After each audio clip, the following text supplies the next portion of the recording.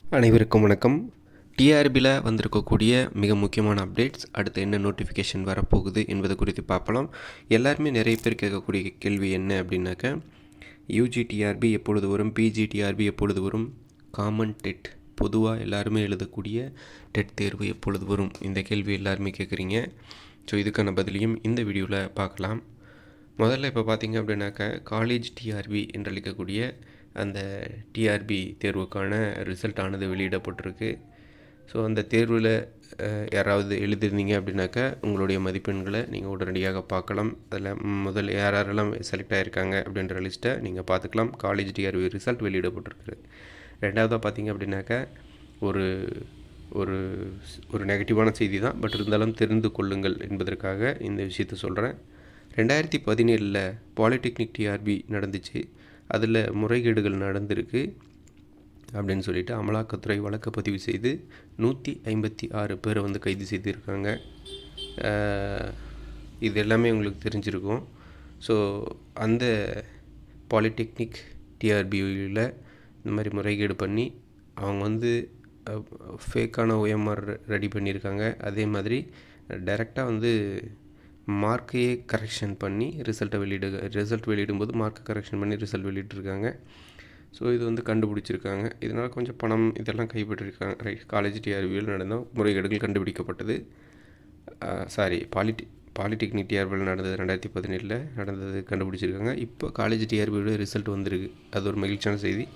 அடுத்து எல்லாருமே எதிர்பார்க்கக்கூடிய காமன் டெட் தேர்வு யூஜிடிஆர்பி, பிஜிடிஆர்பி, இது சம்மந்தமான அப்டேட் தான். யூஜிடிஆர்பிக்கு 7252 போஸ்டிங்ஸ் இருக்குன்னும், அதே மாதிரி பிஜிடிஆர்பிக்கு 2833 போஸ்டிங் இருக்குது அப்படின்னும் செய்திகள் இருக்குது. இந்த போஸ்டிங்ஸ் வந்து அப்படியே ஃபில் பண்ணுவாங்களான்னாக்க கண்டிப்பாக ஒட்டுமொத்தமாக இருக்கக்கூடிய போஸ்டிங்ஸ் இந்த ஃபஸ்ட்டு இந்த வேக்கண்ட் எப்படி ஃபில் ஆகுன்னு சொல்லிடுறேன். முதல்ல இந்த மாதிரி யூஜிடிஆர்பி, பிஜிடிஆர்பி இந்த மாதிரி தேர்வுகளில் எவ்வளவு வேக்கண்ட் இருக்கோ அந்த வேக்கண்ட்டில் 50% வந்து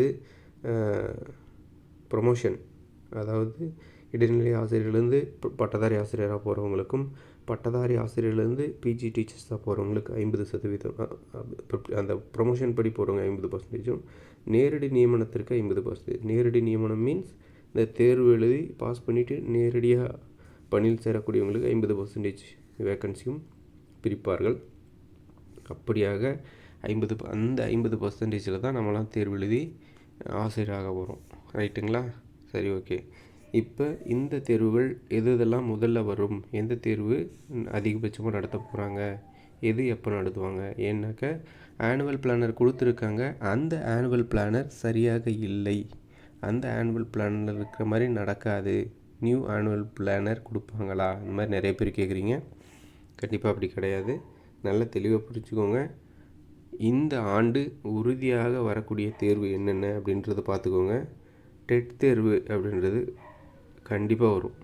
அதாவது காமன் டெட் தேர்வு, எல்லாரும் எழுதக்கூடிய டெட் தேர்வு கண்டிப்பாக 100% வரும். இது வந்து இந்த ஆண்டு இறுதிக்குள்ளார, அதாவது நவம்பர் டிசம்பருக்குள்ளார வந்துடும் அப்படின்னு சொல்கிறாங்க. சிலர் வந்து இன்னும் 3 மாதத்தில் வரும்னு சொல்கிறாங்க. ஆனால் முதல்ல வந்து யூஜிடிஆர்பி நடத்துறதுக்கு உண்டான வாய்ப்புகள் தான் அதிகம் அப்படின்னு தகவல் இருக்குது. அதன் பிறகு பிஜி,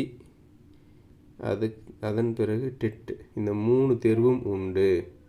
என்னென்னா இந்த யூஜியும் பிஜியும் முதலில் அப்பாயின்மெண்ட் பண்ணுவாங்க அப்படின்னு ஒரு தகவலும், டெட் தேர்வு பிறகு நடத்துவாங்க அப்படின்ற ஒரு விஷயமும் இருக்கக்கூடியது.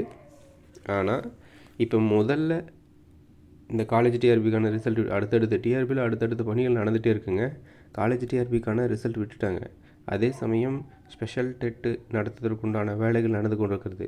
அதனை தொடர்ந்து அடுத்தது யூஜிடிஆர்பி, பிஜிடிஆர்பி தேர்வுகள் தான் வரும் அப்படின்னு சொல்லி தகவல்கள் இருக்குது. டெட் தேர்வு அதன் பிறகு வரும். இந்த 3 எக்ஸாம்ஸும் வந்து அடுத்தடுத்து கண்டினியூவாக வரப்போகுது. ரெடியாக இருந்துக்கோங்க.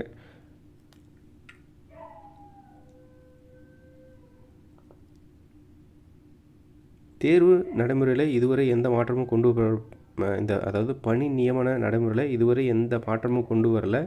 இந்த தேர்வு எழுதி பணி நியமனம் அப்படின்ற முறை தான் கடைபிடிக்கப்பட்டு வருகிறது. ஸோ அதனால் எல்லோரும் எக்ஸாமுக்கு தயாராகுங்க. ஒரு பக்கம் இதுக்கான சில கோரிக்கைகளை முன் வச்சுருக்காங்க. யூஜிடிஆர்பிலாம் நடத்தக்கூடாதுன்னு சொல்லி. அது வந்து அரசு பரிசீலிக்குமா, அதிகாரிகள் இதுக்கு சப்போர்ட் பண்ணுவாங்களான்னா இது ஒரு கேள்விக்குறியான விஷயந்தான்.